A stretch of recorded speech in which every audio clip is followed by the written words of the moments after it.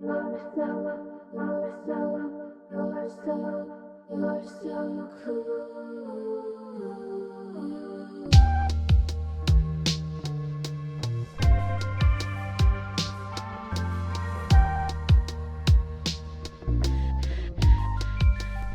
and welcome to the second episode of the Flower Face Loveline. I'm here not only answering your questions, but also hard launching my heterosexual boyfriend, Matteo, who is my lovely guest tonight. We go way back. Yeah, like 6 months Yeah. at least.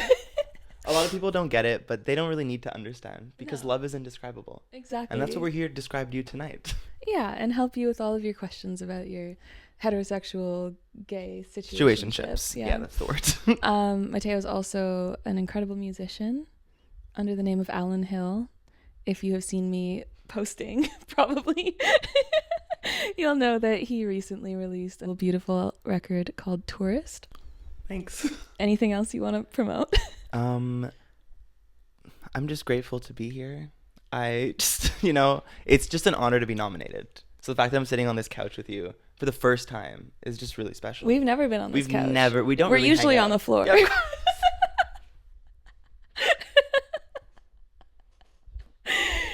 Anyway. I'm so excited to see what your beautiful fans have to offer tonight. It's going to be great. Because based on your Instagram comments, this is going to be wild. Yeah. We've got some really serious, important questions. Okay. Shall we? All right. First caller. Hi, Flowerface. A few weeks ago, I got my heart broken. This was the first guy that I slept with. Kind of my first attempt at love in general. I kind of just spiraled after he told me he was no longer interested. I had to ask him why he was acting weird, and he told me. I didn't know how to handle it. So after 2 weeks, I decided that I would send him a letter in the mail, just telling him that the time we spent was very special to me. I told him that if he ever wanted to be friends, I would be open to that. And he unfollowed me on everything after that. And that just broke my heart again. And I'm getting over it now. But that was a week ago. But do you think I'm crazy for sending him a letter? And also, how do you get over knowing that they'll just never understand what that meant? How do you get over that? It's a great opener. Yeah.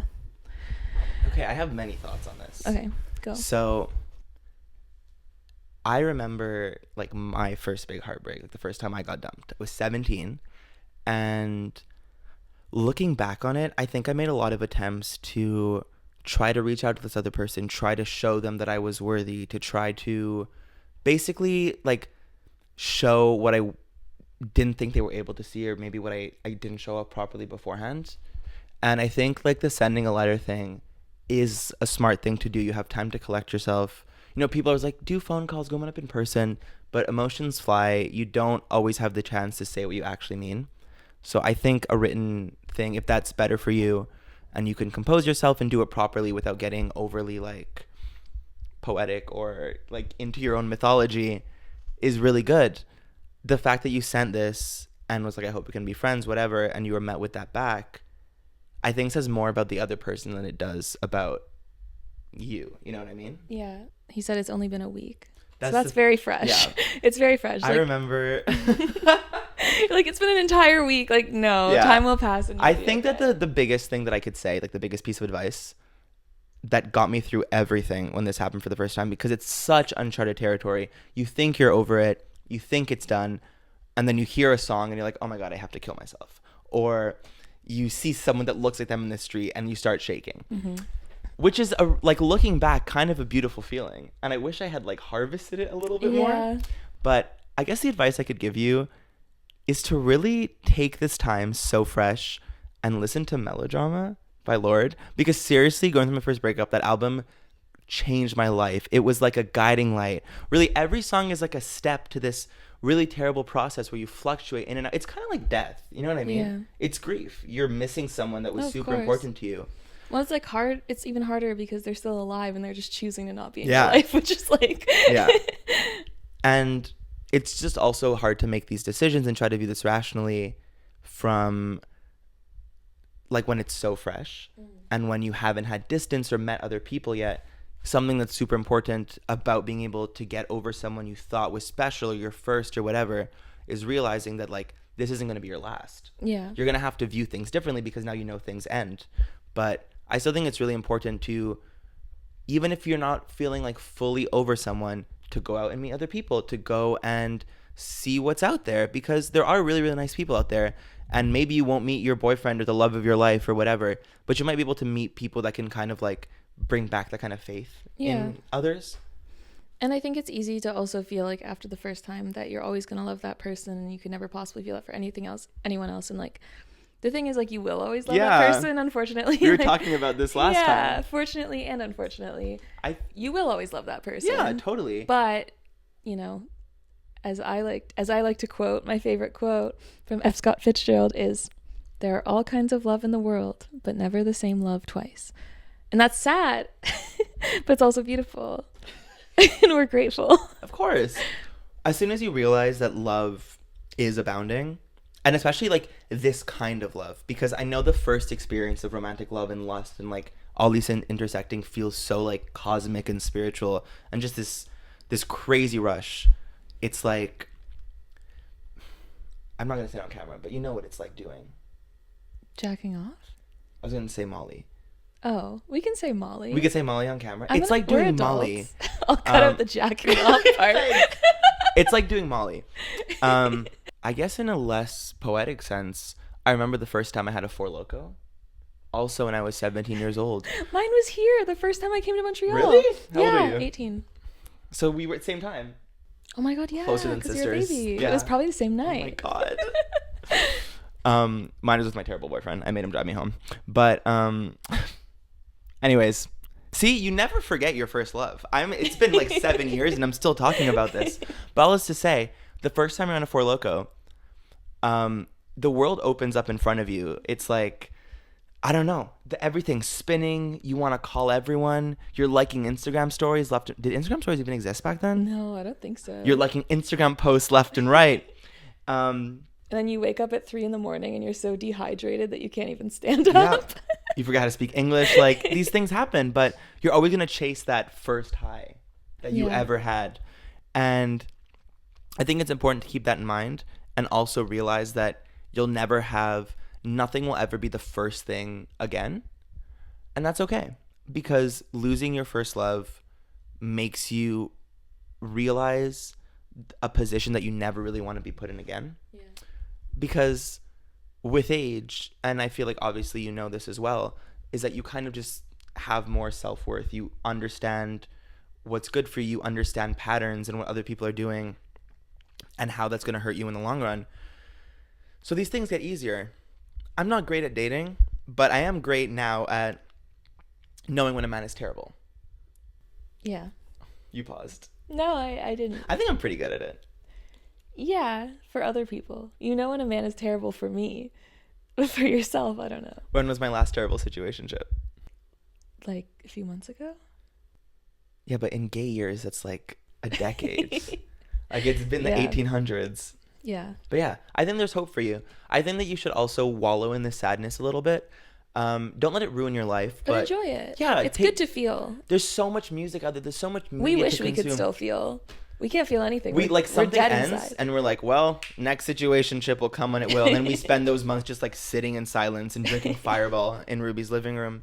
And it's great because we have each other. But you might not have a Ruby. I hope you do, but I don't think anyone ever will. So yeah, just enjoy this while you can. Remember that your feelings are important. You shouldn't ever be embarrassed for feeling love.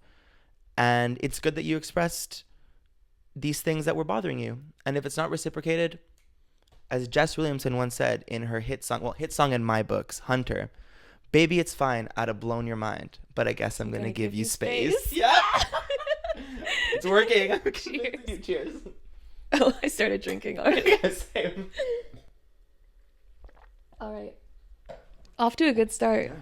Do the next one? Yep. Cool. Every time I fall in love, it ends up hurting me, and I really wish that it didn't because I feel things really deeply. I don't know, I'm tired of being unlucky, Thank you. Don't we know it? I think that, how do you feel about it? I think kind of similar to what we were saying with the last one. I think when you're in it, and especially like, I don't know how young this person is, if this is like, you know, early on in their romantic life, but I think that, you know, you and I both look back and say, man, I wish I could feel that much again. Yeah. Because when you're in it, obviously it's so difficult, but then you get to a point where, and I don't think we're totally jaded or dead inside, but like there is this feeling of like, oh man, when we were like 18, 19, we were feeling everything. Yeah, absolutely. And so much comes from that, so much art and so much, you know, sort of freedom emotionally, because you're just so all over the place. And then as you grow up and as you have more experiences, you become more sort of boxed in. Like the more you know, the more constrained you are. And yeah, obviously it's really difficult to feel things deeply, but I think it's a blessing also. And I wish that I could go back sometimes. Yeah, I totally agree. I think emotional growth has a cost, is that you lose a lot of this whimsy, and it is a really terrible feeling. I think that you and I both kind of suffer from like, do my friends hate me syndrome? You know what I mean? Yeah. Which is crazy because there's never any indication that's actually happening. Yeah. But as soon as something feels a little bit off, something isn't the same, it's like, oh my God, like I'm going to triple text. I'm going to see what's happening. Mm-hmm. And like, I think tenfold when it comes to relationships and dating, it's like, what's wrong with me? This person doesn't care about this person wants me dead. But you also have to remember that, and you might not be aware of this, but there are people out there who are interested in you that you're not interested in. And that happens all the time, but it seems that no one wants to remember those when you're thinking about like your romantic life with other people, because obviously you have a crush on someone, that's all that matters. The rest of the world disappears, and they don't reciprocate, you kill yourself. Don't kill yourself. But not this crowd. Yeah. But it's definitely like, I don't know, I think that I'm like ancient. Well, I mean, we're both kind of ancient. You I'm more ancient than you. You're 26. You're a baby. I'm almost 25. You're not even 25? I'm 25 in August. I know, I'm sorry. Oh my God, wait, I'm sick. But I'm gay, so I'm like 40. But I'm like perfume so you're like genius. But yeah, all this to say that I think that I hate saying like loving hard, because it's like those tweets that are like, I love hard because I'm a Latina. And you will know. But I'm Italian. When I'm gone, you will know why they name storms after people. I hope you put the meme in the thing so people understand. Hurricane Ruby coming Yeah, through of course, this living room. of course.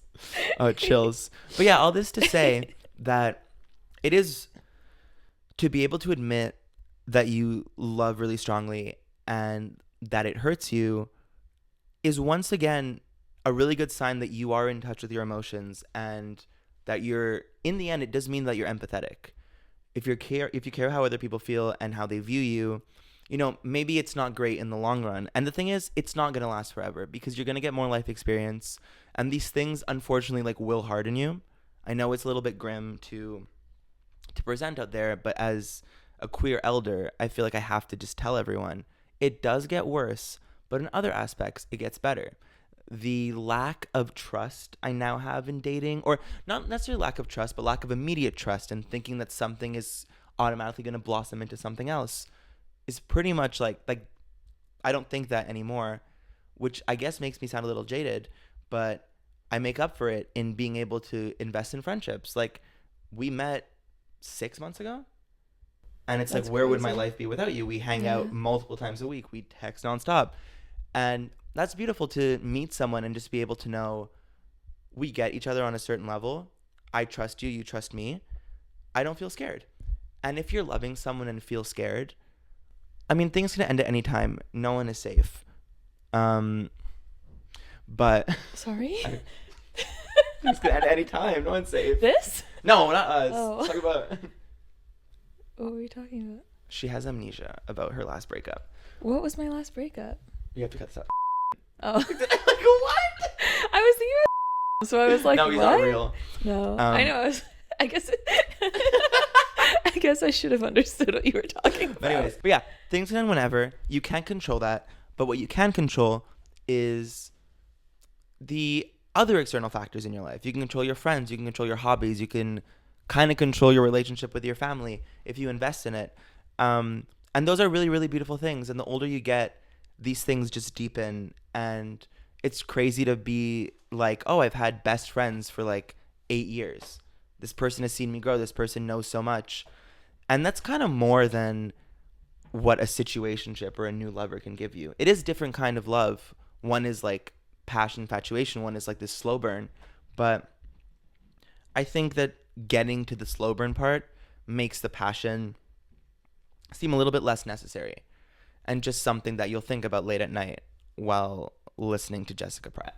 Yeah. Well, and we were talking about last night when we were on Redacted. About how friendship is so beautiful in some part in the fact that like you don't have sex and physical intimacy to fall. I mean, we do. Intimacy, yeah. We have physical we spoon.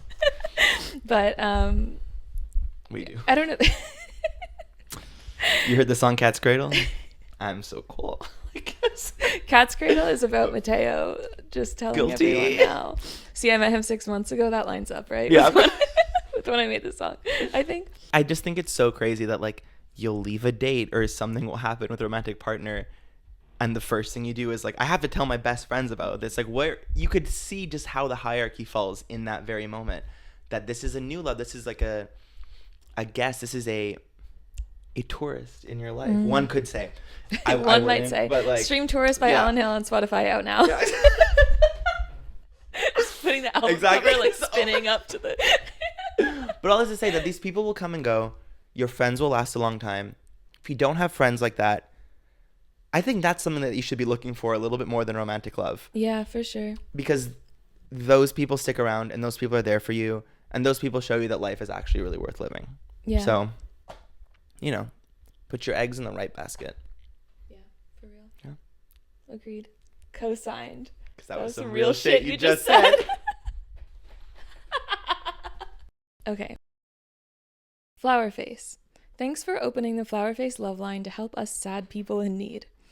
Currently, I've been struggling with the thought of how I believe a few select people are meant to experience love. I'm a hopeless romantic, so there's no surprise why things like this upset me. I grew up consuming countless love stories in books, movies, and TV. The amount of moments where I wish I was in the character's shoes are too many to count. Why can't I have a love that amazing? Why do I see in every corner of every place lots of couples, but why can't I find love? Appearance-wise, I know I'm not the greatest, but isn't personality and what lies inside what's better? Your song Cat's Cradle is one I identify with on so many levels. From the daydreaming to the sadness, it's the most relatable song I've heard. My most common fear is that I won't find love, scared of being alone and not having experienced what so many people say is the best feeling ever. Is there a glitch in some matrix where I'm automatically unlovable, or is it completely my fault? Ooh, that's good. Yeah. I mean, okay, first of all, with the appearance thing, you're not the best judge of your own appearance. No, so absolutely put that not. out of your mind because we all think we're fugly. Yeah. But yeah, this is hard because... Well, I've been kind of on an ego trip lately.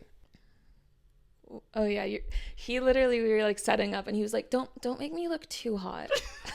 Like, don't worry. No, but all jokes aside, people are going to find you attractive, especially if, I don't know, like personality does shine through. It is really, I think dating apps give people a really false indication of, you know, how to present, because it's a scary time to try to date. It's so right bad now. to date. Like, and it's really hard to meet people organically, like, especially if you're gay. You have to go to these spaces for it and make sure people are looking for it. Whereas, like, straight people have the luxury of a meet cute. I think I've had, like... But, like, it doesn't happen anymore. I know. Because everyone's on the apps. I know, but some people will rarely have a meet cute. But, like, so rare. That's true. Everyone's too scared to make a move. Yeah. I literally had, like, 3 meet cutes in my life. And one of them, like, hates me. I didn't do anything. I think he just wanted to kill me. Why did he hate you? I don't know. Because I worked at a better cafe than him. Oh, that one. Keep that in. Oh, don't worry. I'm not cutting any of that. But yeah, all this to say, like, if dating apps aren't working for you, delete them. They actually never work. You should delete them anyways. I do have a, like, chronic addiction to Hinge. But that's because I like replying to people's prompts. He has a great Hinge profile. If you listen to my album, I'll send it to you. You'll go on a date with anyone who listens to Tourist. Just DM me. Let me know if you listen to it, and I'll send him on. I'll send him to meet up with you. He'll go. I'm easy. Don't I'll worry. do anything. But yeah, seriously, dating apps are really, really evil. And I think, at least for me, something I experienced is I got on them pretty young when I was 18. And I feel like like most people who are not 18 anymore, experienced like a glow up. You know what I mean? Mm. And this happened to a lot of people I know, where you're 18 on dating apps and you're fugly, and then you're 24 and just like, you know, I look back on my old self and like, I don't think I'm ugly. I think I was just really like insecure back then. But learning more about your style and how you want to present yourself and whatever, I've seen people who would never give me the time of day before, like randomly fall to their knees. And I'm like, but I'm the same person. Like, and that's kind of gross because my personality's been the same. I've always approached people the same way. You're just shallow. So dating apps are not good if you're not feeling great about yourself to begin with. Especially when I was younger, I literally wanted to kill myself. I'm going to stop talking about suicide. Don't do it. Stay alive. All that to say, I also think, like, in terms of, I don't know, this question wasn't even about dating apps, and we're kind of I don't know, on a we're kind tangent of about dating apps. We're having wine though. I know, Yeah, it's fine. For me, it's like with dating apps, it's less about actual physical attractiveness or like whatever, and more about how you present yourself. You can tell by the way someone takes a picture. You know what I mean? Yeah. It's like, it's They not got even that about Snapchat filter over it that like makes it look like a VHS camera, and I'm like, get up.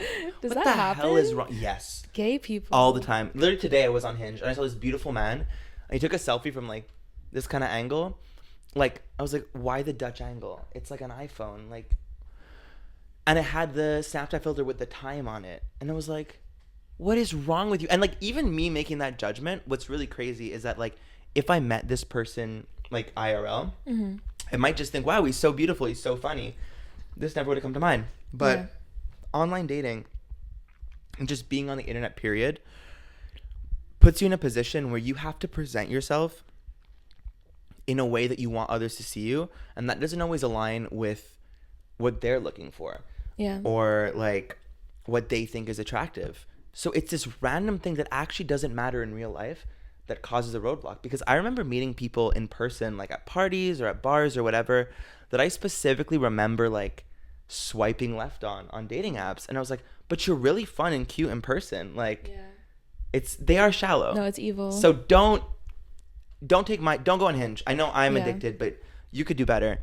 In terms of like never finding love and thinking that love is only meant for a select few people, that's not true. Well, No, it's not true. okay, I've never really been in a long-term relationship. I've only had situationships for many years. But I don't think that it's not meant for me. Yeah, think well, that's that- what I mean. Like, I think that it's meant for everyone. Just like, you just have to find it, and it's hard right now to find it. Yeah. There's nothing wrong with you. There's no like deficit in you that means that you're just not meant for love naturally. Like, that's not a thing, I don't think. Yeah. I mean, when I was younger, I definitely like, you know, thought like, oh, maybe this won't happen to me. I'm seeing my other friends get into relationships.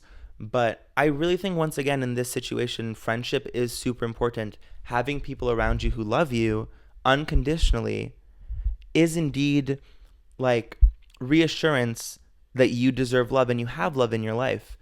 So just because it's not working out romantically, you know, you said that you consume a lot of media and see yourself in these protagonists or whatever. Hot take, because I feel the same way about my life, is that I've met a lot of really, really nice people who I kind of have no reason to not want to date or do whatever with, but there's just something that's not working. It doesn't feel like a movie. It doesn't feel whimsical. It doesn't, you know what I mean? Like this kind of, oh, it's not like a fairy tale romance.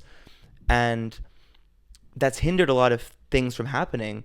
But I also look back and don't necessarily regret it, because I would rather be with someone that I'm really, really into and really feel something like supernatural with, versus just like, yeah, someone who I like and is fine.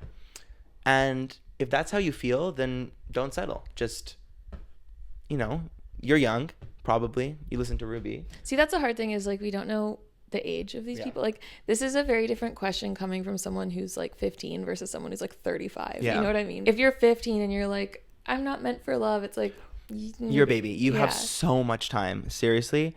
If you're over 25 asking this question, actually, no, it's fine. I feel like you should ponder forever. I'm almost 25. I ask it to myself sometimes. It's so easy to come here and say it to other people, but to actually feel it in your heart is a different story. And, you know, I don't always do. You don't always do. It's easy to rationalize it, but it's not so easy to always understand it. And I think that's also a good thing to realize. Like, when you're having high moments with your friends or just having moments where you feel really good about yourself, journaling is great. Write these things down. Remember them. Create art about them. Share your feelings with your close friends when you're feeling down. Just putting it out there and kind of creating this like mental map of what's working and what's not can kind of help you to fix yourself, or at the very least fix your perception, so that you don't necessarily feel so lonely and so isolated in the face of love, and rather view it as something that is everywhere and not just something that comes about in romance. Yeah. I think like, the more love that you fill your life with, the more love will come to you. So fill your life with friend love. Yeah. Even think of Lana Del Rey. She wrote Video Games. I would say is like the greatest love song of all time. Last year, she says, you know, when's it going to be my turn? Don't forget me. And you're watching this woman, the pioneer of making music about love, pondering at, you know, in her late 30s, wondering when is she going to feel this? When's it going to happen to her? So, you know, corny, I'm only 24, but I listened to that and I was like, wow, that is a good question. Like, and, you know, love comes in, love comes out, and you might find love of your life and you might lose them. And then you might find another love of your life. These things aren't permanent. Mm-hmm. And I think that consuming a lot of media about love gives you the impression that you find it and then the rest of your problems disappear. Yeah. I have friends in long-term relationships who are miserable in every other aspect of their life. Yeah. Because the relationship is not new anymore. It's just like, it's like an old friend. One person is never going to like, it's not going to fix you. You have to keep up with the rest of your life. It's hard to never have experienced that. It's also hard to experience it and lose it, because I feel like that makes you feel even more like there's something wrong with you, because it's like, well, I was chosen for this beautiful thing. If that's what you're thinking, like that this is some like universal power that's deciding who gets to find love. And so if you find it and then lose it, it's kind of like, well, what's wrong with me? Like I must have ruined that. Yeah. Because I've had some like really, you know, beautiful, magical fairy tale loves in my life. I feel very lucky. Like I had my first one when I was really young, and clearly all of them have ended. Yeah. Here I am. Because here we are on your gay couch. That's hard too, like experiencing it and losing it, because it really does make you think like, well, I guess there's some problem with me that I was given this, but I didn't deserve to keep it. So I feel like it's hard no matter what, because nothing lasts forever. Yeah. You're not going to meet someone when you're like 20 and stay with them for the rest of, I mean, maybe you will, but then someone dies. It's always going to end, right? Yep, so like co-signed. That's just what happens. And like, it's nothing to do with you. It's just circumstance. Yeah. But I think everyone is capable of, I mean, most people are capable of love, except for the men that we Yeah. Anyone that we've dated hates us and literally wants us to die. But everyone we haven't dated is a great person. Exactly. And they deserve wonderful things coming to them. And so do you. Yes, you'll find love. Yeah, you will. We can't help you right now because we're on the same boat. But just be optimistic. Things will happen to you. And if you can't find it in love, you could find it in a hobby. You could look up videos of weird animals on YouTube. Look up angry lemmings when you're feeling down, and that will bring you up for at least 3 days. Next caller. Hey, Flowerface. I am somebody who has connected very strongly to your music because I think that your lyrics really skirt the line between like love and obsession, and I think that's a really cool thing to explore. I was very recently in a very involved connection with somebody where I think that now I have enough distance from it to recognize that she was sort of emotionally unavailable from the start, but I'm somebody who tends to look at emotional unavailability as a puzzle to be solved, and I sort of become obsessed with people like that. How do we really tell the difference emotionally? If we just really strongly love somebody, or if we are just obsessed with them because we want to figure them out? Well, I just want to start off by saying I'm really happy to give advice on people looking for love, on people trying to find themselves. I don't think that you're asking the right people, because Ruby and I's friendship has been forged over the fact that we're two lovers in a world of emotionally unavailable men, And It's the blind leading the every blind. time this happens, it's just another instance where you and I are like, oh, we're closer than sisters. Like, no one else understands us. What advice can we give? What have you learned, at least in the last year? Oh, in the last year. Yeah. Certainly much. Emotional unavailability is not a problem you can solve. It's a problem that that person must solve, and even that's unlikely to happen. But like, co-signed, we get it. Like, Yeah. Oh my God, 100%. It's so easy. This is the question I felt the most. Yeah, no, for real. Something that a friend of mine said to me once when I was in a situation with a very, very emotionally unavailable person. To the point where like emotionally non-existent was maybe. Yeah. This is the first thing she told me on the first time we hung out. And I was like, oh, this girl is a for lifer. She's literally like playing with demons. Yeah. So what did your friend tell you? My friend Frances, she's very nice. She loves me, but she said, you get off on thinking that you're the only person who can possibly help someone. Like, that's so real, because that's the thing with emotionally unavailable people is there's this kind of trap you fall into being like, well, I'm the one who can do it. Like, no one else did it. No one else like a managed. challenge. Right. But like, if it's only me, then like I must pursue this because I'm the only one who can help them. I'm the only one who can change them. But it's not going to be you. It's not going to be anyone. I think that also there's something, like I was saying earlier about how there's a lot of nice people out there, but something's just like not clicking or whatever. An emotionally unavailable person is always going to be a complete mystery and gives you so much room to project your own thoughts and your own feelings. When someone tells you exactly what they want and their desires and their intentions and their boundaries, there's not a lot of space that you can fill in with the perfect person. You have to work around what they give you. When someone is aloof and distant, your best case scenario, especially if you have a crush on them, is to be like, oh, they don't have these parts developed yet, so I can mold them into what I want. And whenever that happens, you find yourself like absolutely devastated because an emotionally unavailable person will recoil. They won't tell you what they actually want. They won't express their feelings, their desires. They're going to just leave. And that leaves you feeling super insecure because I'm going to assume, like based on this voicemail, that I think you bared your emotions to this person and you tried to be honest and tried to get something out of them and it wasn't working. And let me just say that's not your fault. Like, you can't fix an emotionally unavailable person. They have to fix themselves. Yeah. There's a lot of people out there who are really, really nice and who will take your love very openly. And you might have to meet in more of a middle ground than just like projecting your desires onto them and hoping that it'll take hold. But yeah, you can't fix someone like that. Yeah. And no, what you're saying about like the ability to project your ideals onto the person, it's also like, as artists, as lovers, like we so easily build people into these characters. We're like, this fits very well into the story that I'm imagining. And it's like, it's so much fun. It's so much fun to fantasize. The more someone is emotionally unavailable and distant, the more space you have to fantasize. And the more you fantasize, the more they become this character in your mind. And like, all they're ever going to do is disappoint you and hurt you more and more and more. So it's just, yeah, it's, take it from us. It's not. I look back on like the writing that I'm most proud of and these songs and like the people that inspired these feelings. And I'm like, I actually didn't know these people at all. Like, there was such a wall.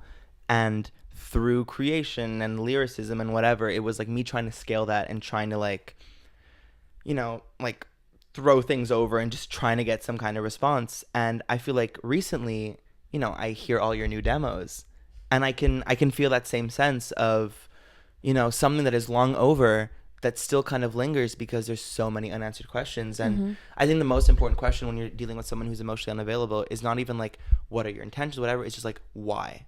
Why are you like this? Why are you torturing me? Why are you leaving me on deliver for 18 hours? Like, Yeah. because it's these things that you would never do to someone you're dating and care about, or even to a friend or to just anyone that matters to you. So when someone's doing it to you, you're like, oh, they hate me. And then they answer and you go, maybe they were like on an 18-hour shift. or something. Like you. maybe they were crying so hard on their Because they phone that they threw up couldn't when- type. Their tears were on the phone, and so they couldn't Yep. type on the keyboard, and they couldn't send a text. But it's like Joan Didion said, we tell ourselves stories in order to live. Yes. And if you think you can fix this emotionally unavailable person, you're telling yourself a story. But you need to live without it. So can we give advice on this? I guess we did. Is it measured? And We're do we not take it? qualified, We're not but- qualified. We can say it to other people. We have It's yet more to feel it ourselves. commiseration. Yeah, exactly. Yeah. So we But it's- sympathize, definitely. It's easier to give other people advice than to take it. Like, we can give each other advice. Yeah. But Do like, we take it? We don't take our own No. advice. No, we don't. We really don't. Maybe we should work on that. Maybe this will Yeah. humble us for the future. Maybe this is actually like a healing moment for Exactly. us, this love line. It's We're like, you know, yeah, Drew we're helping people. Barrymore like talk show where she like sits on the She's couch. like- Like, Still answering questions. That's us on Let me just Redacted crawl last over night. here. yeah.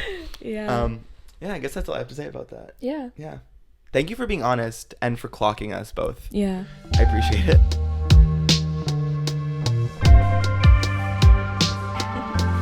Fireball.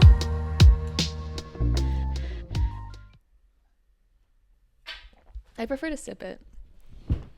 I like Fireball. That's why on she's the single. rocks. Love you. Hello, Flowerface. I've had this close friend, Annie, for about 2 years. Hope that's not her real name. Or, sometimes when people say names in these, I'm like, I hope it is the real name, and I hope they see this, and they realize. But I just have trouble beefing with someone named Annie because I think it's a cute name. It is a cute name. It's like she's probably right. Well, maybe this isn't beef. Okay, let's find out. Sorry. Oh, maybe she's a crush on her. Yeah. Cool. I've had this close friend, Annie, for about 2 years. She always says I'm the only guy she likes to be Oh, around. it's a guy. I assume all your friends are lesbians. We've had like 2 male calls already. I don't know. And she doesn't have a boyfriend, but she also doesn't flirt or suggest a relationship, except when we're partying or drinking. Then she'll always kiss me, even make out, call me her boyfriend to the people we're around, and make flirty comments and jokes to me about how we should hook up. Is this fucking play about us? That's crazy. Is that it? No. Just ends there with just like a statement.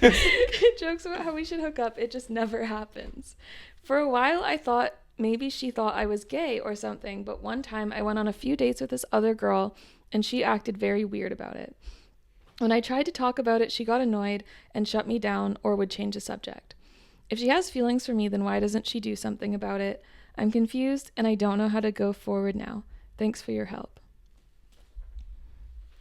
Well, we lived it. Okay, here's the thing, is that unfortunately, anything that she says while she's drunk, do not take it into account. I'm so serious. Ruby and I have kissed so much. I'm gay. That's the one thing stopping us, is that I can't do it. But The one thing stopping us is that he's disgusted by me. I think she's foul. I'm only on this for the views. But all this to say that, yeah, don't take what she's saying when she's drunk too seriously. But also, if it keeps coming up, I would kind of try to have this conversation again. I feel like it is just like a really weird situation to begin with. I think I'm someone who is not really great at blurring the lines between, well, I guess I am great at blurring the lines between like friendship and desire. I feel like, especially after a few drinks, those lines can be crossed and everyone's beautiful and there's so much love for everyone, especially your close friends. And, you know, everyone's gotten drunk and sat on the floor and be like, oh my God, I love you so much. Like, I can't believe it. Like, and sometimes it intersects and you're going to make out with them. And that's why people have anxiety. So I do think it's weird that she got a little bit like nervous or weird when like you started dating someone else. But it's also weird because, like, he said they've been friends for 2 years. Yeah. So it's like neither of them have been in another relationship for these 2 years. Yeah, but have we? Like, that's not a good excuse. No, like, that's not what I mean. It's just kind of like...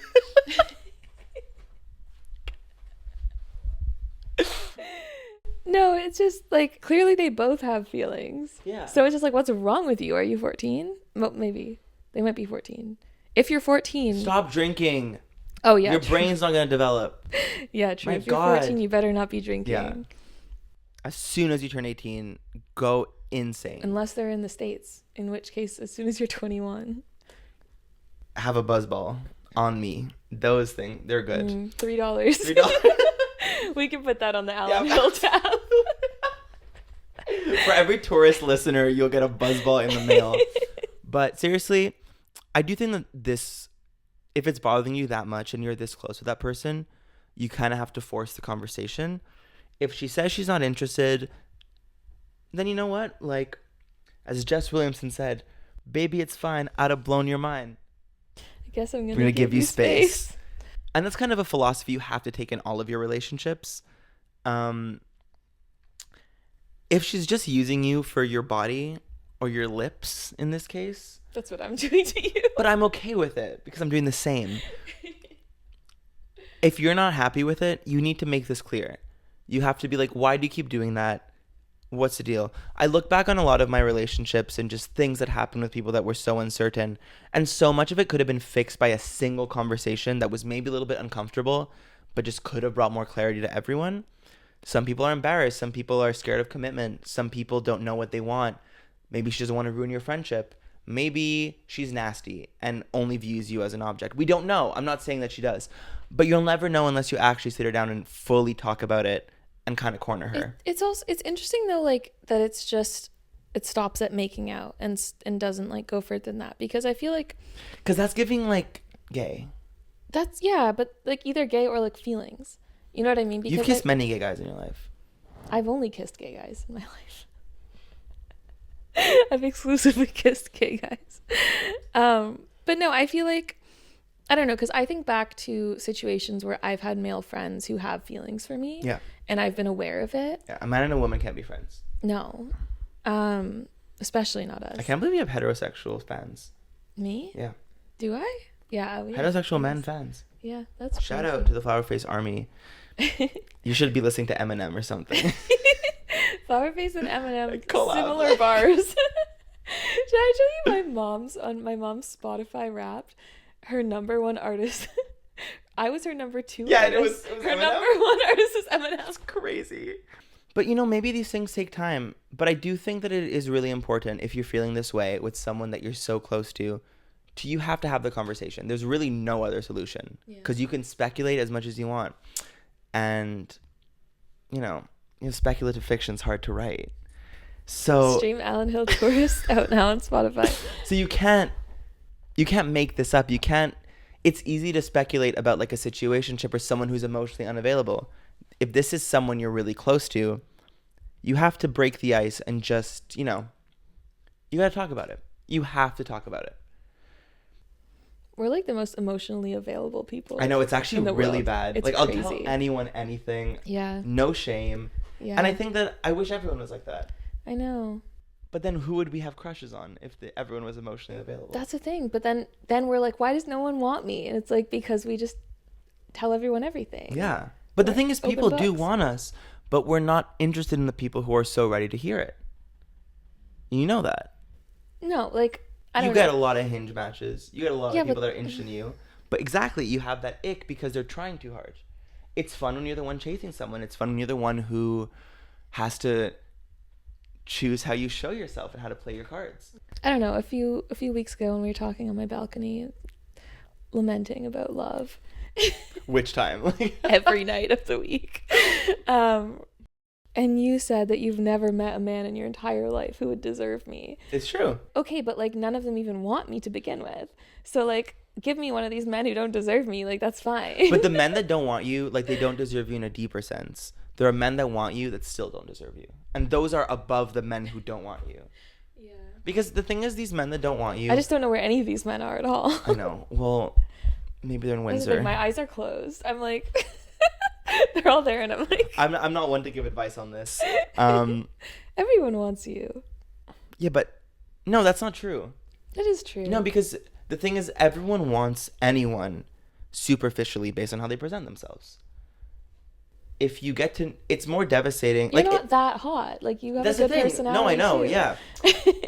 No, I know. No, like, but I don't think to like be all a these men are 7 objectifying with you. such passion. You're not a 7. Say it louder. You're a 10. You're an 11. I'm 20? That's crazy. You think I'm a 55? Anyways, if this is also like really bothering you a lot and the conversations aren't working, I think you maybe have to start reevaluating the friendship a little bit, because maybe you're not as close as you thought you were if she isn't giving you this information that you really need, because it seems like it's really important to you. And maybe even just you saying that, like, hey, this is kind of bothering me. I don't care what direction it goes in. I just really want to talk about it. Her being like, I just want to be friends. I'm sorry I was drunk, could also be great. And you could be like, okay, cool. Let's just like not do it again because it makes me feel weird, but we could keep being friends. Or maybe she'll be like, yeah, I like you. I'm just kind of nervous. I don't know how to go about it. That could also feel great. Maybe she's just uncertain, but that's still something. Yeah, it's hard to be on the receiving end of that, but it also probably is hard for her to have a friendship, develop feelings, and then just like not know where to go with it. Because as much as like you have feelings for her, so you're seeing it as like, this is obvious, maybe it's not to her. And so when she's drunk, she's able to kind of like act on these feelings she has.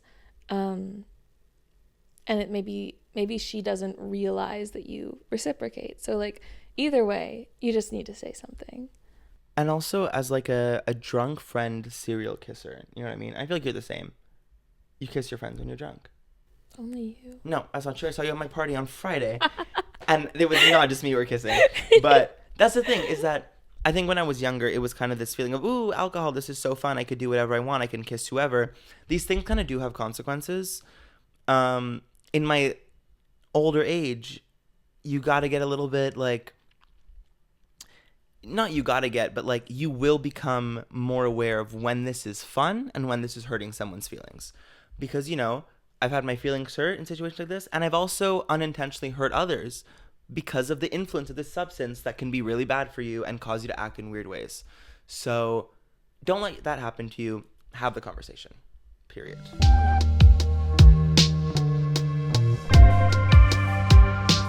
this what I got you for your birthday? Yeah. Girl, it was like 9 months ago. My birthday was like 2 months ago. I know, but I would have drank more. Yeah, but I finished mine I'm at not the party. a massive giant man like you. Well, I shared it with all my friends. Also, you drank half of that. Of this? I know. Well, I'm over every night. Like, cheers. Cheers. So welcome back to the Loveline. We took us... All you listeners, you'll never have this. You'll never have this. You'll never kind of have love. this. Let's be the fucking question. Hey, Miss Flowerface, I need some advice on this guy. He is super tall, super hot, super jagged, everything I've ever wanted in a man. Like, everything I've ever wanted in a man. And we've known each other for a little bit over 6 years. But we just got, like, really close recently, like, romantically, like, within the past 2 months, right after I dumped my loser ex. And, oh my gosh, he's already admitted that he has a crush on me, that he likes me. I've admitted the same. I need some cute and subtle ways to make him go over the edge. Like, I need to drive him crazy. I already sent him Cat's Cradle as a little confession because I would crawl through hell to be his girl. And I sent him Cornflower Blue because I want him to tie me down the way that lovers do. I do. He is so sweet, but like, only to me. And he's so protective.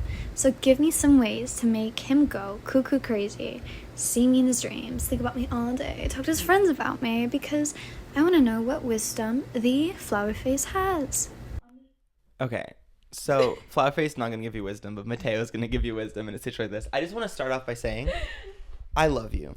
I love your voice. I love this like girl. that. Oh my God. You have a perfect podcast voice. So crisp. You should join the Loveline. Literally, like the way there was no bass in that at all. It was Yeah. just treble.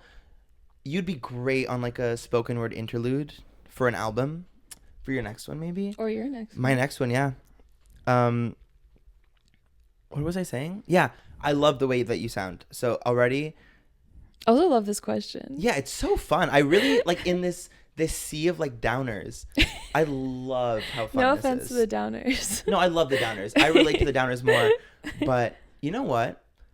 I'm gonna say that based on the personality that you've been showing already, You're already driving I me think crazy. you're kind of good. Like, I don't know you, and I heard this, and I was like, I'm kind of scared of you but in a really fun way. Like if I met you at a bar, I was like, so when am I gonna hang out with her next? You know? Yeah. How do you feel? I feel the same. I feel like I don't know that I'm qualified to give advice on how to make a man crazy, because usually men just make me crazy. But no, like I love your energy. I feel like you've already got it, like based on this question. I don't know, what are your... I guess what I actually think is that clearly you like this person, because that's why you're saying this, and you know something has happened and whatever, you don't know what's happening. I think that Cat's Cradle is probably not the best example of, and Cat's Cradle is a phenomenal song. I love it. It's why I started to view you as a person, because you were like, here's this song I just wrote, and I was like, this random girl I met at my cafe is talented. Like, yeah, I'll drink in the park with her. But yeah, I don't think you need to play these games. If this person is into you and you're into them, you kind of just gotta be yourself. I think you have a really good personality. I think you sound like you're really easy to talk to. No need to play games and try to like create this kind of distance or make yourself seem mysterious, because if that's not who you actually are at the core, then you're just creating like separation for nothing. It's so fun to play hard to get. It's really easy to, put yourself, like to show yourself as this mysterious enigma that like he has to unlock. But in the end, isn't it more fun to just say how you feel and see what happens instead of playing these games? That's what I think. Yeah, and I think also like the whole playing hard to get or like distancing yourself or whatever works when you don't really know the person. But if you've already known them for so many years, it's kind of like, okay, well, he already knows who you are. And he knows the darkness in your soul and also the light and the love. And I feel like, so when it comes to like making him crazy, it's more like there's a reason he's stuck around this long already, right? So it's like, show it all. Dude, he likes you. Yeah. Like, he clearly likes you and you like him.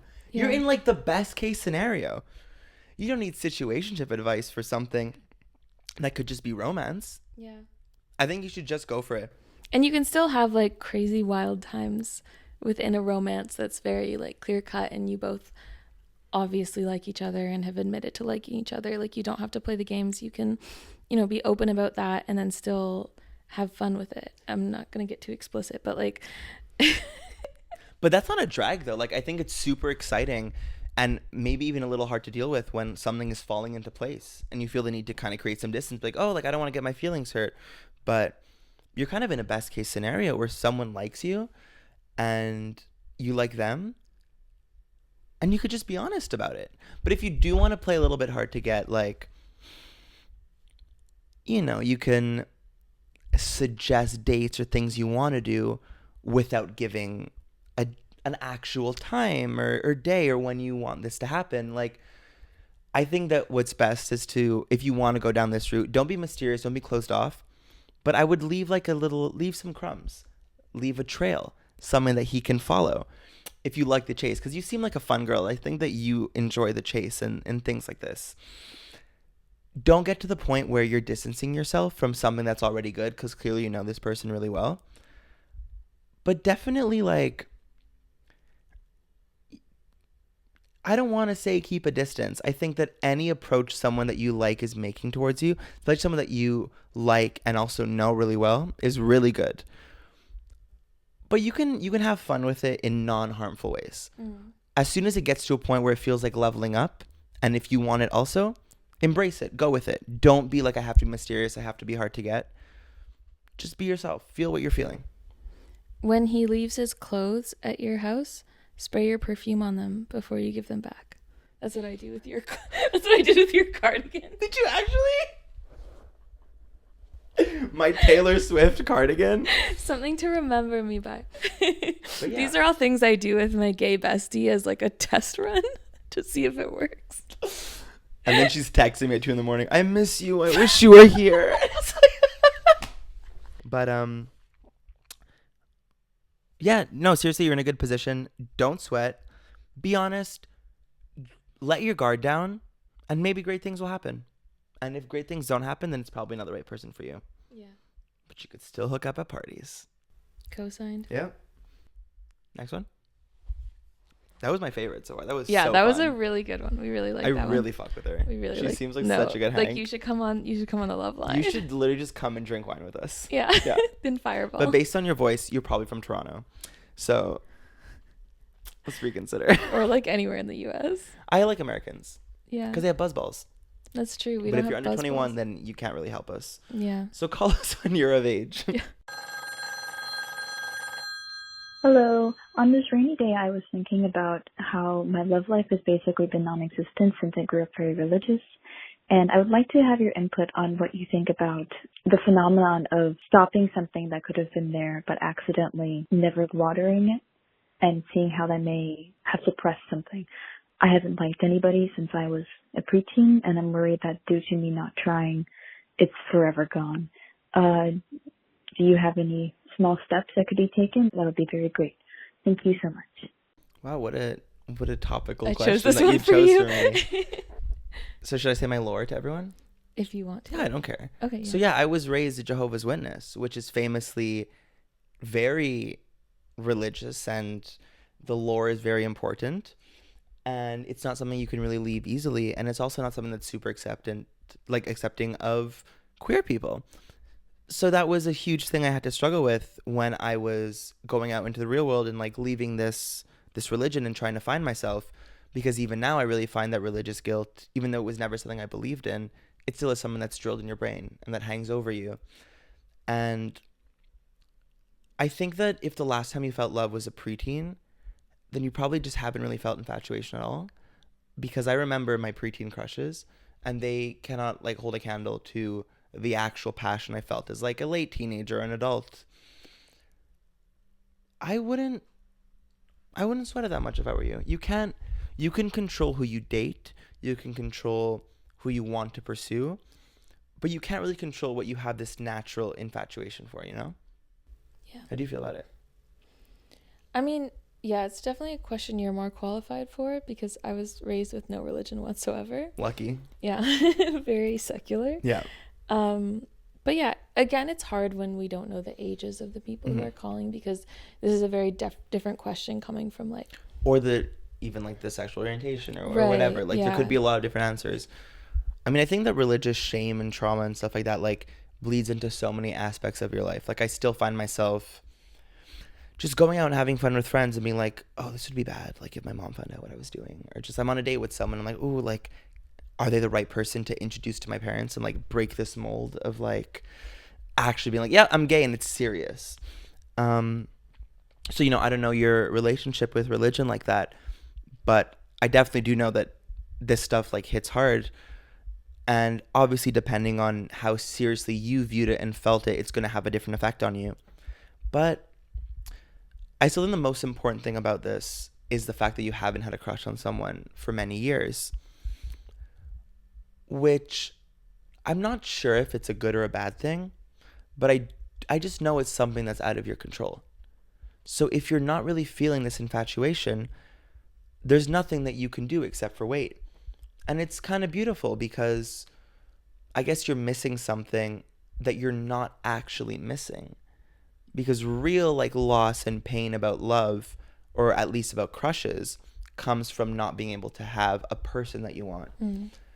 You're not at that point, which is totally fine. Things happen different times. I was like a late in life bloomer. But I think that you can use this time where you're not being consumed by romance or trying to present yourself a certain way, or like wondering what to say to someone because you're so obsessed with them, to focus on you. Focus on the things that make you happy, on your friends, on whatever art you make, on whatever hobbies. Like love and crushes, they take a huge toll on your personal life. Like when I'm either seeing someone I'm super infatuated with or have a crush on someone, I don't really find myself making a lot of art at all. And I find myself, you know, sometimes pushing friends to the side. And then when it's over, I'm like, why did I do that? These are the people that actually matter and care about me.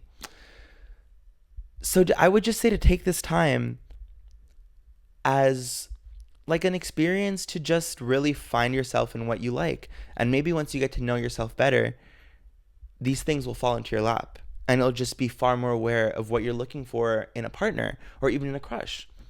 you know? Yeah. And I think this is so cliche, but like it comes when you're not looking for it. Yeah. And so the more you're stressing about it and thinking like, why have I not found someone to have a crush on? It's like Smack him. Yeah. The more you think about it, the more it's not happening. And like truly it will happen when you're not expecting it. And so it is true, like you should put, you know, all of your energy into friendships and family and other kinds of love and love for yourself and for the things that you like to do. And that's when it's going to come to you. I think especially the fact that you're like looking for a crush, not like a boyfriend or partner or whatever, is kind of telling that like maybe you want some more excitement in your life. Maybe you want something to You're really desiring desire. Exactly, which is so crazy because it's not even like a specific person. And when you have the desire, it fucking hurts. It sucks. It always comes when like not only when you least expect it, but very often when you don't need it. It's like I didn't need this in my life right now. We never need that. Yeah, never. But it is like a very special time. It is like obviously very confusing and strange when you don't have a crush or something to focus on. But if you channel this energy in the right way, you can create something meaningful, whether it's a friendship, whether it's something physical, tangible, even finding yourself. Like you have a lot of time to think about the things that you care about. Don't let it slip. Don't be wishing that you had a crush on someone, because you got to save that energy for when the crush will naturally develop, you know? Like, maybe you're aromantic. Maybe that's not something that you're really going to feel and you have to come to terms with. Could that be me? Absolutely not. So I don't really know how to give advice on that. But, you know, everyone's different. And yeah, maybe through working on things that you care about, you'll be able to see more in other people because you're more confident with who you are. Yeah. And I think also, like, if you're driven towards any form of art, you can make that art and you can like have these feelings channeled through something that's not necessarily a real life situation. Like, this might be a tangent, but personally, when I started writing music, I'd never really had a relationship or any kind of reciprocal feelings or any kind of real tangible feelings. And I wrote so much about heartbreak and about love and relationships, and none of it was real. It was all just stories that I made up. And it's so crazy. Like, I think we were talking about this recently, how like something I wrote ended up coming true in something. Like, I don't know, that happens to me kind of all the time.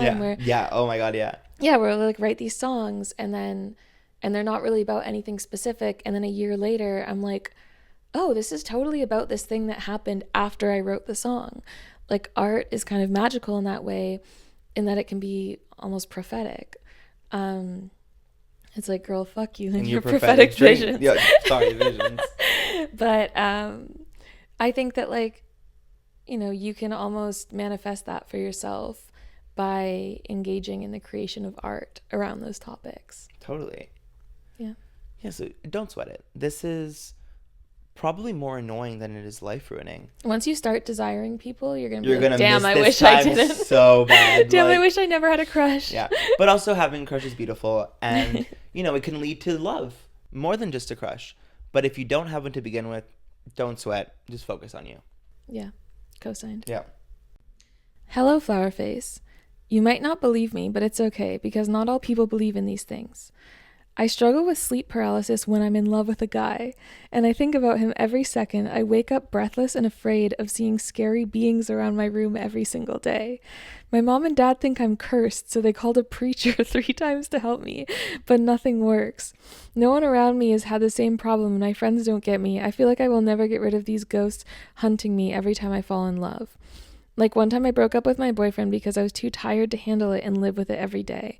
I'm in my 20s now, and I want to live a happy, normal love story without these breathless nights. Okay, me. That's crazy. Yeah. Not crazy in like a you're insane, but it's like very interesting. Yeah. I think this is something deeper than romance. I think this is religious trauma. Yeah? If someone is saying, I see demons, and they're calling a preacher to if your parents are exorcise me, calling a preacher. Like, and I'm not sure how you feel about religion. Maybe this matters to you. It doesn't matter to me, so I'm going to give my opinion on it anyways. I think that's more important to deal with than the actual, like, whenever I have a crush on someone, I go crazy. Like, you should worry more about, like, the going crazy part, you know?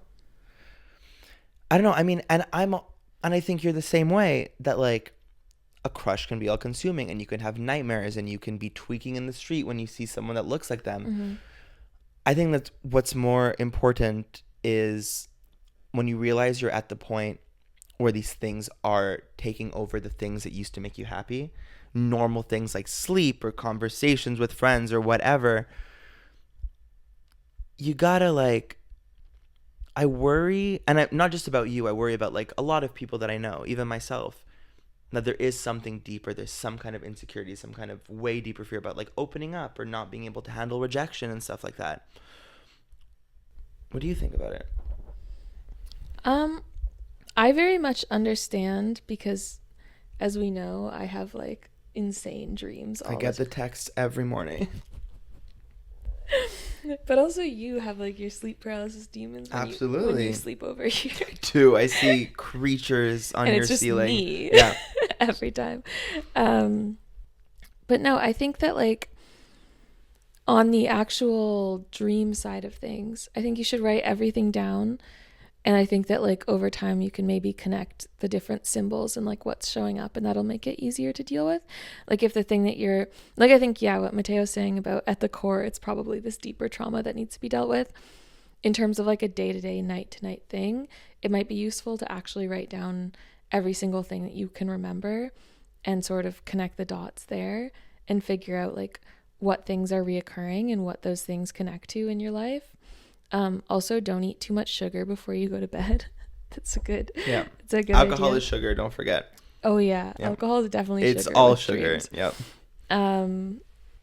Yeah, I mean, I talked about this in the first episode of the Loveline, but if there was a way to stop dreaming, I would have discovered it by now because I've tried everything and it doesn't work. Yeah.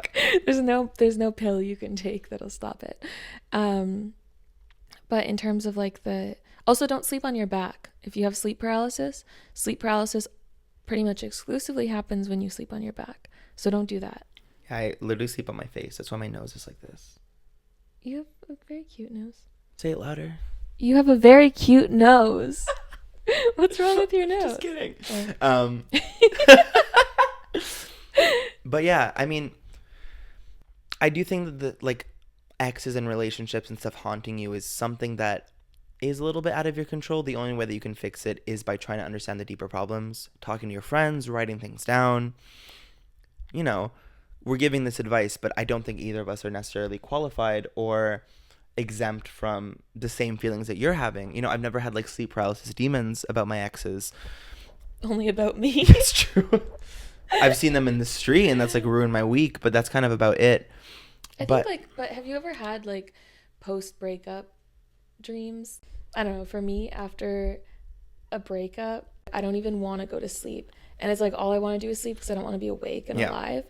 But like when I sleep, I would just dream from the moment I fall asleep to the moment I wake up about us reuniting and everything. Yeah, it's always okay. Positive dreams I have. It's awful. That's the thing. It's like I don't have sleep paralysis. Yeah, I'm you like, wake up and you're like, oh, I want to text him, and it's like, oh no, he hates me because I exist. You wake up and you're like, oh, we actually made up and everything's fine. Yeah. And it's like, no, that's the real sleep paralysis demon. And what's really strange is that through dreams like this, and even like just scenarios you have in your head, like you are creating a fake image of someone that is maybe more open to rekindling and maybe like never wronged you as much in the first place because your mind is crazy and your mind comes up with things.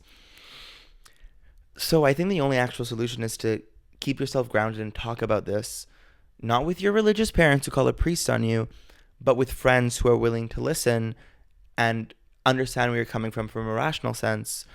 And if not, you know, journaling and viewing things from a different perspective, at least trying to put yourself in an outsider's shoes and view it objectively, can kind of help take you down a peg and just humble you. Not saying that you need to be humbled necessarily, but just make it seem a little bit more normal and less supernatural and incomprehensible. Yeah. Co-signed. Yeah. Have you ever had a dream that's like made you fall in love with someone? I've had some weird sex dreams. I mean more like romantic dreams. Well, that's what it. Yeah. I'm gonna edit romantic over you saying sex. I've definitely had like romantic dreams about people I didn't view that way, and it kind of made me question the nature of our relationship. It's so powerful. Yeah, but I do think that like it is important to remember that a dream is a dream. It's not reality. Well, I know, but it's hard to see that when like I don't know. I've had I think like 2 significant times in my life when I was younger I had. The first time was when I was in the 5th grade, and my teacher's son, who was 2 years older than me, who went to the same Hot. school, his name was James. Hot name. And yeah, and I had a dream that we were out in the field behind my school, just like cuddling in the grass. And I was in love with him for like 3 years. Really? It was demonic. Yeah, Yeah, that's evil. And then it happened to me again when I was like 15 or 16 with someone I knew. And it caused these like year-long like pining, yearning for these people who I never would have thought of otherwise. Yeah. It's crazy. Dreams are so powerful. Like they can, because it's all in your head, right? And it's you wake up and you're like, well, that must be real. And it's like, even if you logically tell yourself, well, it wasn't, it's really hard to see it that way. Or like nice, happy, beautiful dreams about terrible situationships. Like I had a dream that I had a baby with a former situationship. Chills. And I was like, oh, he'd be an amazing father. Realistically, He would kill you. He literally would hate you forever. Kill me and the baby. Yeah. As much as you can say, yeah, dreams are just dreams, but it's like when you wake up from one, it's really hard to like snap your brain out of it because, yeah, dreams are all in your head, but so is everything that you experience, right? Yeah. So you can't really tell the difference between a dream and like an event in real life. I think it's more telling about what you're looking for. If you're being so haunted by, you know, former lovers or just the concept of love, maybe you're looking for something a little bit more secure. Maybe romantic love is not actually what you need right now. It's like a safety net. It's just something. And also, you know, you will keep having experiences, and especially now you're in your 20s, like your 20s are so terrible. Like, you know, I'm only 24. I have a lot more 20s to live. I think of all of being 23 with like chills. I'm like, I would not wish that on anyone ever. It was a time of confusion, of terrors, of horrors, of really everything. But in the rear view, being out of it, I'm like, okay, like I didn't have a good time, but I guess I learned a lot that I could take to the future. And I feel like these years are really important to feel everything that you can, because it's going to get harder. It's already getting harder than it was when I was like 21 or 22. So, you know, I hope you don't have like sleep paralysis, but I hope that you do take away some crucial elements from this, some things that come back, some things that you're scared of and that you know now that you want to avoid in your real life, and other things that make you feel comfortable and safe. I would recommend that you listen to a song that helps me when I'm tweaking.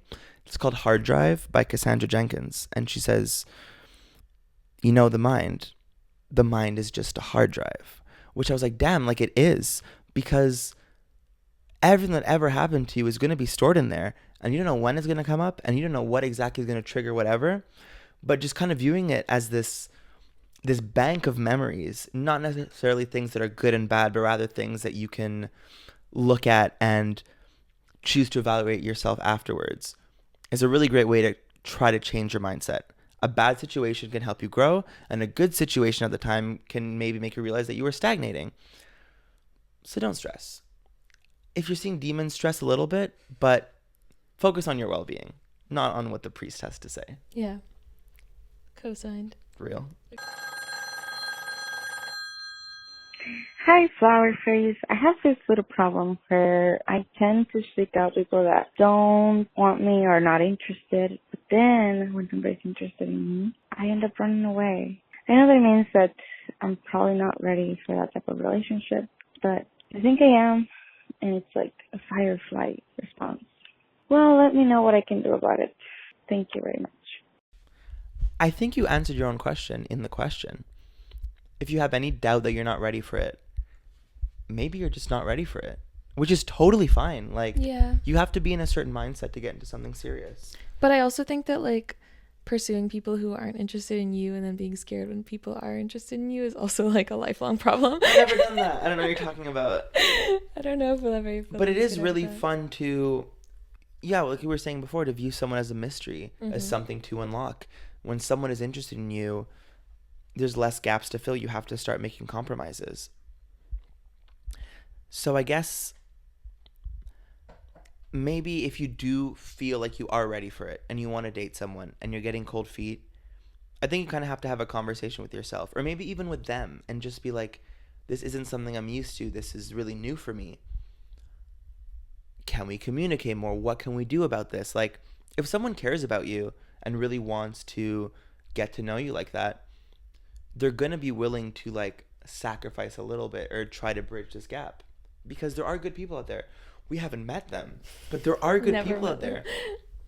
And you know, if you like someone, they like you back, and then you freak out.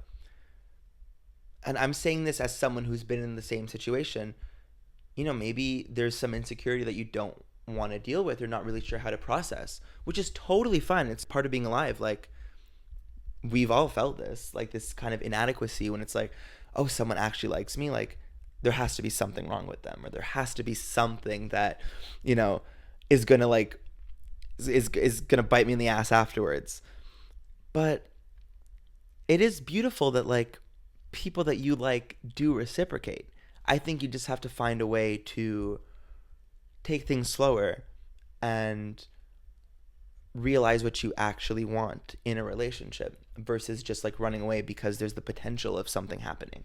There's like a certain safety in being interested in people who don't reciprocate, because it's not going to materialize or become anything more. The thing with someone being interested in you is that you are at the risk of being seen and being known, which is terrifying. And as much as you may imagine or fantasize about wanting that with somebody who doesn't want you back, it's like, well, it's just a fantasy. You don't have to actually face what it is to be known by somebody, which is not easy. I don't know that you're necessarily not ready. I just think it's a barrier that you need to break through, of like understanding that, you know, being loved by someone will mean being known and being seen by them, which is the scary part. You can't stay mysterious with your partner. No. You can't stay mysterious with people that love you, They'll period. know everything. Yeah. You're going to show yourself in ways that you want to, in ways that you don't. Just remember what Lana Del Rey said in Margaret. I'm sorry, I have so many lyrics to share. It's good. You know, great. When you know, you know. Mm-hmm. And I also think that's something to consider, is that it's totally fine to have cold feet. And it's, you know, sometimes you're nervous because you just don't know how to handle a situation. And sometimes you run away because you could tell that there's something that's maybe not working, or there's something that's not right. If you feel yourself running because you're just scared of what's going to happen, take a step back, breathe, talk to some friends, talk to the person and say how you feel.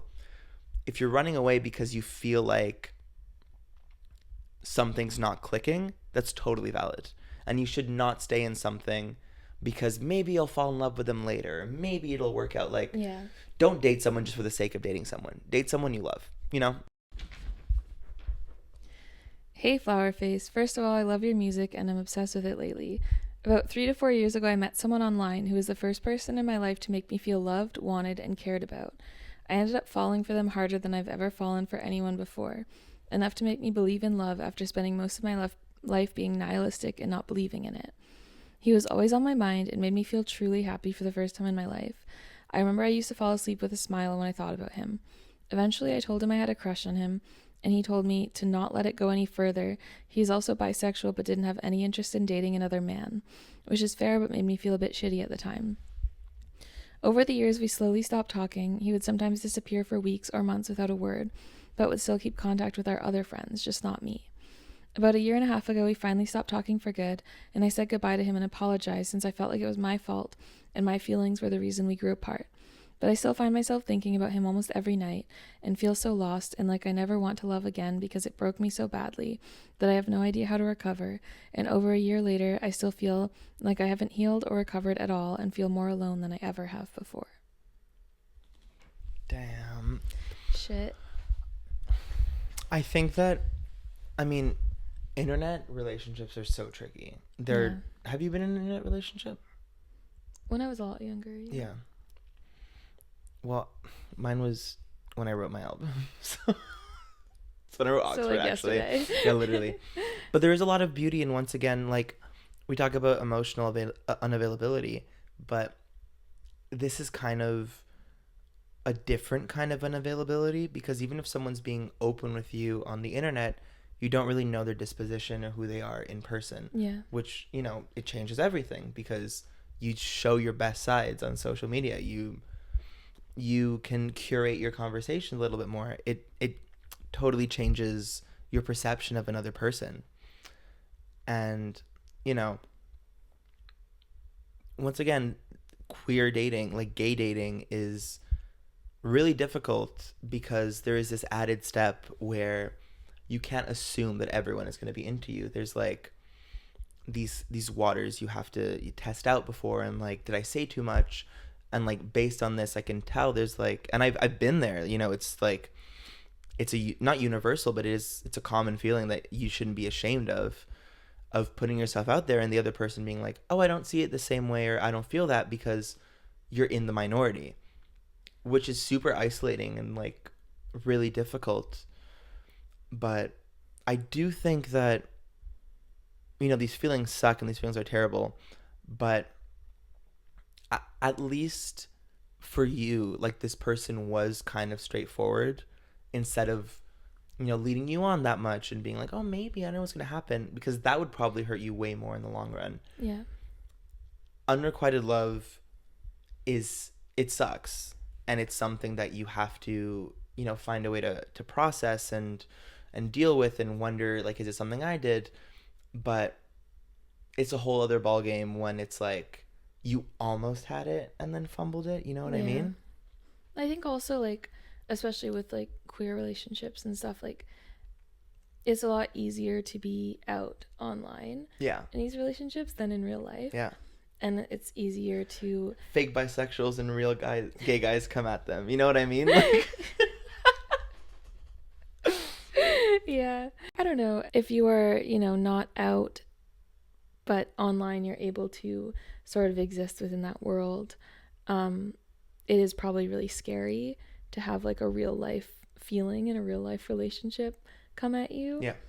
And I can imagine kind of like falling apart at that moment, being like, well, I can't actually do this in any kind of real way. Like, it's fine in the fantasy, it's fine in the like online, not real version of it, but that's what the internet does. Like, it's easy to fantasize, it's easy to put yourself in these impossible, not necessarily impossible because you could put in the work, but these situations that are actually way difficult to realize than they are to fantasize about, you know? Yeah. All that to say, don't feel nihilistic about love again, and don't feel like it's not going to happen. Like, the fact that it happened, even if it was in this kind of separate space online, it's still real. Yeah. It's just people have different circumstances in their real lives, right? It's not necessarily an option for them. Yeah. And I think that what you can probably take away from this is that you got to, you know that you're capable of these feelings. You know that you can fall for someone, and this wasn't the right person. And that is, you know, an awful feeling in itself, and it leads to so much insecurity and doubt and like, am I enough? But you do have to remember that this person did say that like they just didn't want to date someone of your gender, which, you know, it sucks, but it's not a personal attack on you. So don't feel like, you know, I did something wrong, I said too much. You're being yourself. There's nothing bad about being gay. There's nothing bad about expressing how you feel about someone, because, you know, there was always this possibility that it wasn't going to work in your favor. And you never want to think that it won't. But, you know, when you're hit with it, you're still going to be shocked, and you're still going to be sad about it. And, you know, I can't get over people. Ruby can't get over people. We always talk about how we think about everyone that we've ever loved. And I think the most important thing is just to remember that you have loved, and that you felt this way. And you will feel it again. You're so going to feel it again. Like, you seem like you have a lot of love to give. And that is something that a lot of people really struggle with. And doesn't seem like something that you're struggling with right now. It's always better to love too much than to not be able to love enough. It's a blessing to feel. It is. I guess the song I can recommend for you, because I feel like now I have to do it. Yeah, everyone. You know, Casual by Chapel Roan. You know, knee deep in the passenger seat and you're eating me out is a casual now. And maybe this obviously didn't happen because you were on the internet, but... And you're e-sexing me. E-sex? E-sex. Is that a thing? I think so. Wouldn't you just say sext? No, now they say e-sex. That's like the... It sounds like an MSN That's thing. the Zoomer thing. Well, it is, because they're like Discord messaging or something. God. Never meet the love of your life on Discord. I recommend Twitter. But actually... I don't even use Twitter anymore. Yeah, because they were really mean to me. My album Tourist is out But yeah, seriously, don't let this kind of shame about being who you are affect your future relationships, because there are a lot of really nice gay guys out there. And once again, feeling is a good thing. You felt, you're still feeling. Eventually this will dissipate, at least to a manageable extent. And even more so if you just end up meeting someone that not will fill this void, because this void isn't necessarily about this person. It's most likely about this feeling of inadequacy and like shame of expressing how you feel and it not being reciprocated. And it's terrible, and it's so easy to pinpoint that on a person. But if you're feeling ready, if you're feeling like you do want this kind of love, you got to get out there sometimes, especially as someone who dates in the same sex. Like, people are nervous. You're nervous. Other people out there are going to be shy because they don't want to be in the same situation that you're in right now. So I know I said I'm anti-dating apps, even though I'm on them. Maybe if you dip your toes in them, you might have a little bit of fun. You'll at least get to meet people. I've met a lot of really, really great people that, I have as some of my closest friends now because we talked on Hinge or something a while ago, which is like really beautiful looking back, because I don't want to necessarily call it a safe space for love, but it definitely is a safe space for queer people to be unapologetically queer. And, maybe you need a stronger gay community. Maybe you just have to talk to other people who have been through this same situation to know that you're not actually alone. Because you're not. Because we all have gone through it and we all hate it. But we're all people who deserve love. Thanks. Hi, my name is Izzy, and I'm about to move into an apartment for the first time with my partner. They're also about to graduate college, and then they're going to be out of the country with their family for half a month. I don't really know what I should do with the half a month alone in the new apartment. I'd happily take any advice you've got on how I should spend my half a month alone. That sounds great. I know, that's like a dream. Like, you're about to live with someone, which is not easy. And having some time alone in a new apartment is actually kind of ideal. Like, what you should do with these, and it's only 2 weeks. Yeah, I mean, that's nothing. This is a good thing that's happening to you. I do think that I never lived with a partner. You've lived with a partner. I've lived with a partner. Did you appreciate your alone time? Yes. I mean, I'm a very I like to be with the person. Yeah. Oh, I know. And I love that for you. And I love being with you. But I do know that that's something that you really value. Yeah. Obviously, the idea of I'm moving in with this person who I love. I'm so excited to be around them all the time. Oh my God. Oh no, we have to spend 2 weeks apart right at the beginning is scary. In a year, you're going to be like, oh, I wish I had 2 weeks alone. And that's not a bad thing. Absence makes the heart grow fonder. Absolutely. I think this is the perfect scenario to start living together, because you have 2 weeks of separation where you get to miss them so much and imagine all these beautiful things that will happen when you live together. Also, getting settled in this new apartment by yourself, you'll be able to create, a space for yourself there. I was in a situation where I lived alone in a place that I currently live in, and then lived with a partner here, and then am now living here alone again. And I feel like if I hadn't had that time alone beforehand, after the breakup, I would have been well, I need to leave this place. I can't be in this place where we existed together. But because I'd had the time alone here before, I was no, I belong here. This is my place that I feel safe and comfortable and happy in.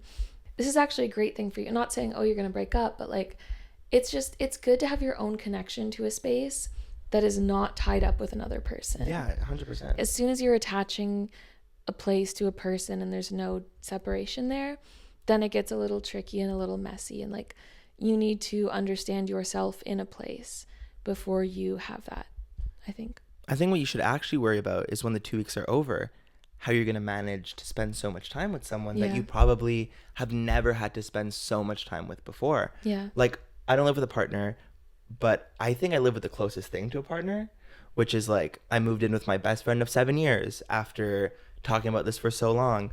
And, you know, seeing someone every couple of days versus seeing them essentially 24/7 is a really big shift. And there's adjustments to make on both sides. And like, luckily for me, we've always had like really great communication. And whenever anything is like even the semblance of a problem, it's like, let's talk about it and let's sort this out.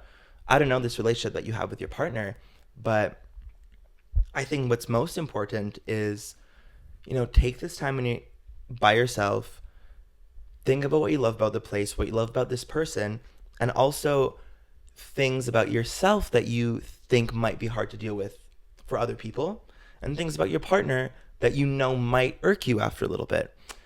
And, you know, don't bring this up right away, but I think it's super important that as soon as you have any kind of like little nagging feeling that something is bothering you or something could be better, to just bring it up in not an aggressive or like chastising way, but be like, I love you, you love me, for the both of us. Like, let's just talk about things that we want to do for the other person. Yeah.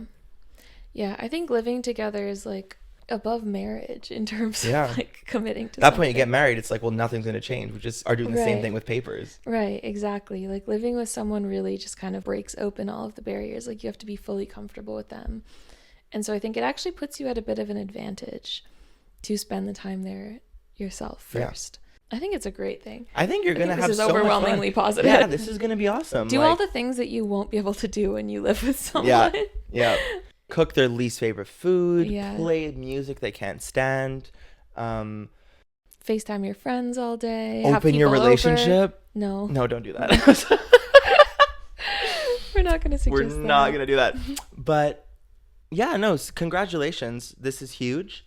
You're going to have a great time. You're going to have a weird 2 weeks, but it's only 2 weeks. Yeah, You 2 can weeks watch is a very short all of period. Sex and the City twice.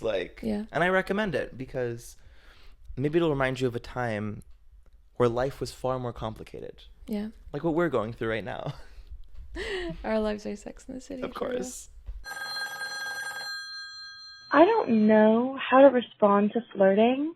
I don't really know how to do it. But when I manage to, I don't know how to respond in kind when someone else is doing it. I was at a bar with some friends and there was a girl that was flirting with me, but I always fuck it up. I always say something weirdly self-deprecating or not sexy, and it's always off-putting, and I don't realize until later that they were coming on to me. I don't know that there's anything humanly that can be done, but I just wonder if you had any advice.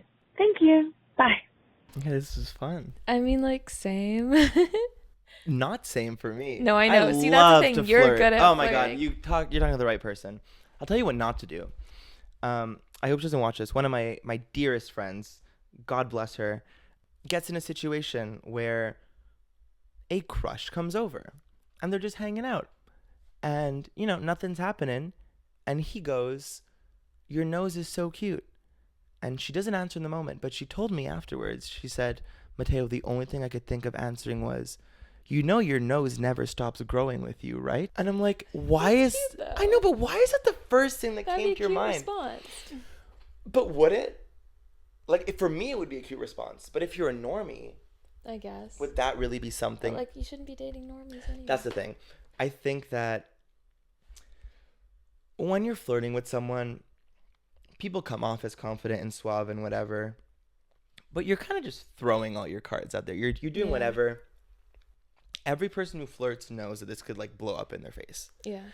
You come off as confident, but you can never be certain. I think that you have to take that same kind of approach in reciprocating. Yeah. If you answer back awkwardly or weird or shy or whatever, this person was clearly interested in you to begin with if they're flirting. You just have to ride the wave. I think that it can help to sort of play a character, and not a disingenuous way, and not to actually pretend to be someone you're not, but if in your own head you are embodying this character, that can help. It can help to be I'm not myself. I'm this exactly more confident, flirting sexy version is of myself. kind of it's a performance. Exactly. It's when peacocks put you have to have fun with it. Exactly. It has to be fun. It can't be stressful. Like you said, it's a risk on both sides. And so therefore you take the risk, you have fun with it. You say whatever you want to say. And if it doesn't work out, it doesn't work out. But the thing is, if someone's flirting with you, they're the ones who put themselves out there first. That's You're kind their of issue. you're in the best position. Yeah, the cards in your hand. Like you can do whatever. Yeah. You can be weird. I always just kind of act, I'm even like weirder than I normally am. That's crazy. It's actually not that crazy. You're pretty normal. But I also think like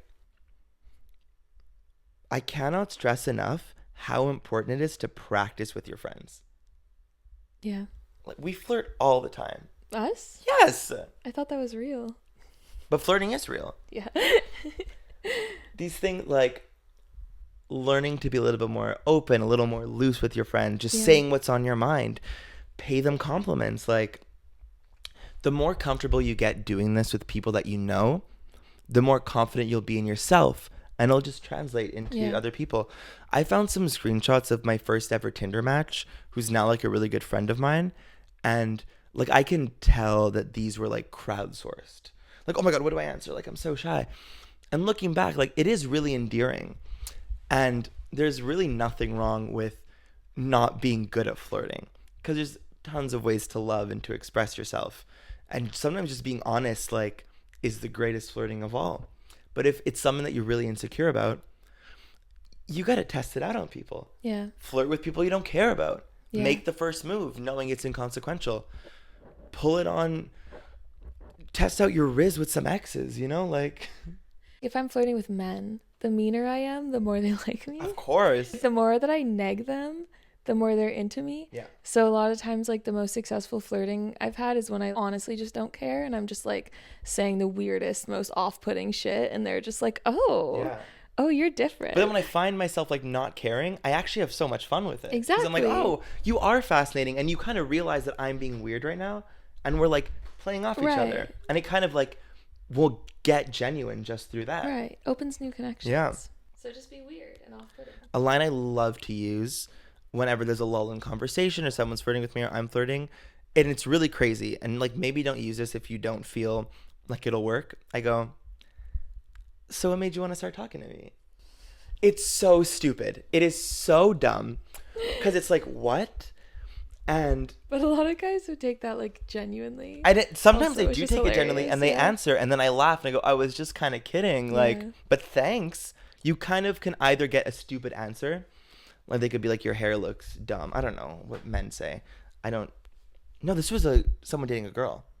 Yeah. I have no idea what girls say. No, but I feel like with girls, like, you have to be nice. I'm always nice when I talk to girls, not when I talk to men. Yeah, I'm mean with men. Yeah.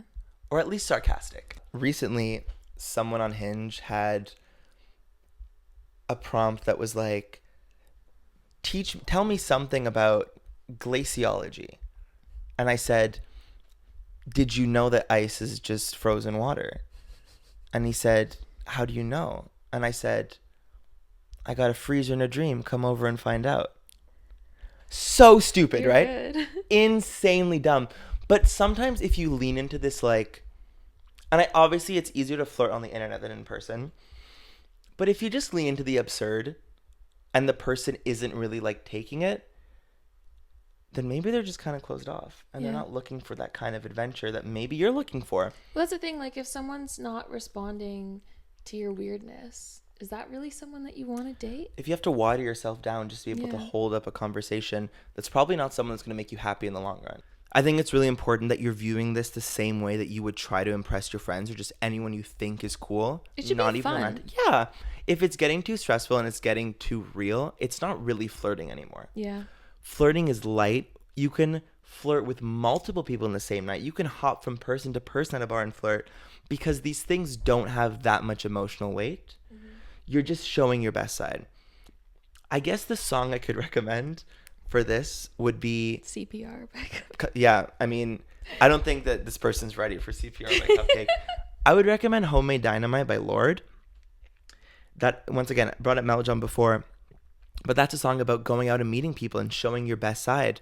And I think through the repetition of the chorus, it's kind of bringing up the beauty and also how much flirting abounds and isn't something special, but something that you can. It's not like Molly that you have to spread. It's not like Redacted. It's special, but it's not precious. Exactly. Yeah. It's like a fireball shot. Yeah. You could do a bunch of them. You could do so many. If you do too many, maybe you'll feel bad afterwards.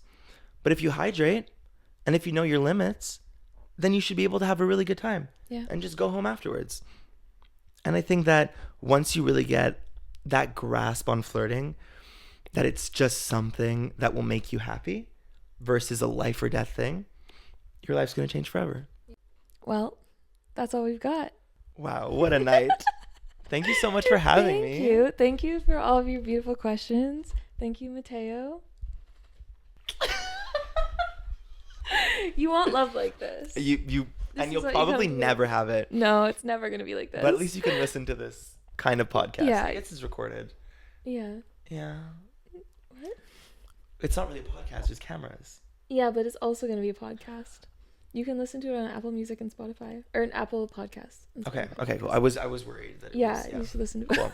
it. Anyway, thank you so much for all of your questions. Thank you, Matteo. Stream Tourist by Allan Hill, out now on all streaming services. I personally stream it all the time. Thank you. I appreciate that. I see you on Spotify.